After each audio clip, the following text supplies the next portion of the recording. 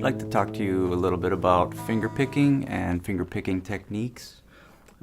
A good way to get started with this, a lot of people have never tried a lot of finger picking, so just a real easy way to get started with that. First off, I prefer to use a classical stance when I'm playing guitar.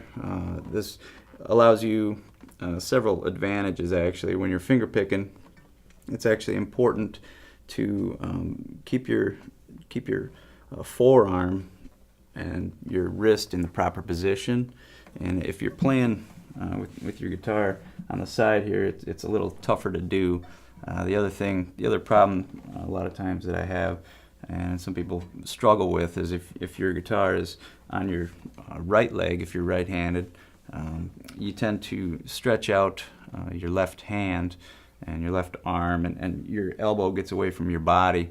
And the farther you do that, it's actually going to pull your hand out of position for the proper positioning of your hand. And a lot of people feel that technique is not that important. They say, well, I'm just an amateur. I don't need to worry too much about my technique. But that's actually not true. I mean, the more you play, you're gonna learn throughout your life. You can never learn it all.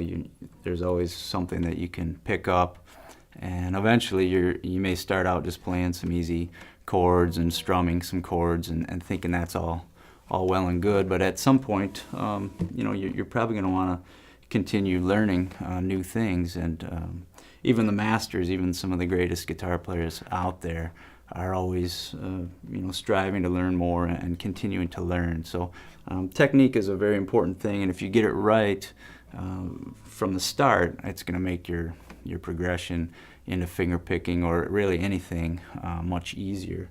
So one of the basics is just to get your left leg up a little bit, and you can use a guitar case or a stool. They even sell footrests out there for classical guitar players. But a lot of times just your guitar case, you close your guitar case, put your foot on the case, and that just works fine if you're at a regular couch or a regular chair. If you're in a stool, if you're lucky enough to have a nice stool, you can, a bar stool or whatever, there's generally a place to put your foot. That'll get your left leg up. And proper classical technique.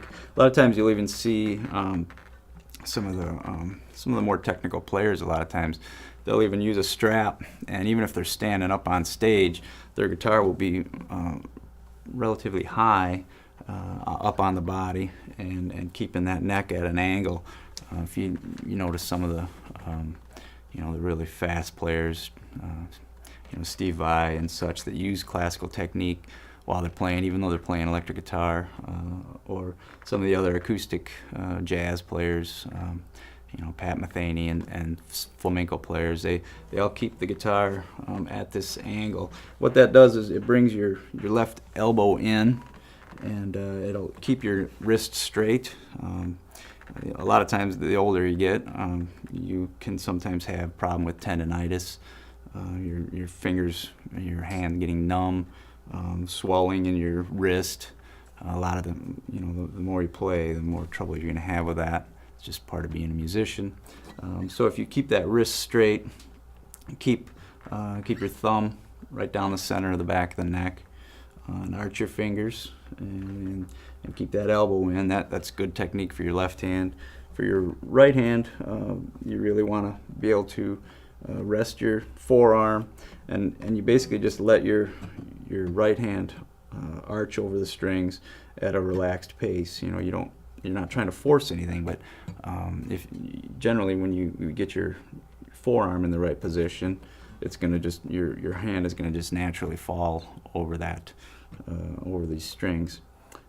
The other thing you're going to want to do is kind of tilt your hand a little bit, because everybody's fingers are different lengths, and in order to get proper reach to each of the strings, you have to kind of tilt your hand, and you can get your fingers in a line, it basically makes a straight line, and that will fall right on your strings. good place to start is just the first 4 strings, your D, G, B, and E string, and it's really easy. Just start with a D chord or something in that position, and just start by using your thumb, index, middle, and ring finger. And it'll take you a while to get that technique, but you can just practice a little bit with your thumb, then leaving all your fingers in position. Take your first finger, your index finger, and as you pluck, bring that all the way up to your palm.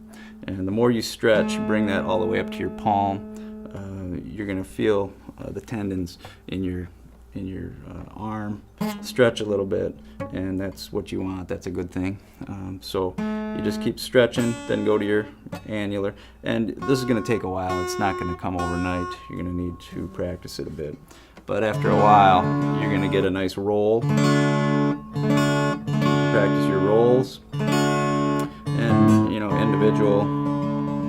You can even a good exercise also is just to run your fingers across there. But just practice going up and down. So your D, G, B, E string, and then back down to your B, your G, and your D. It's pretty easy.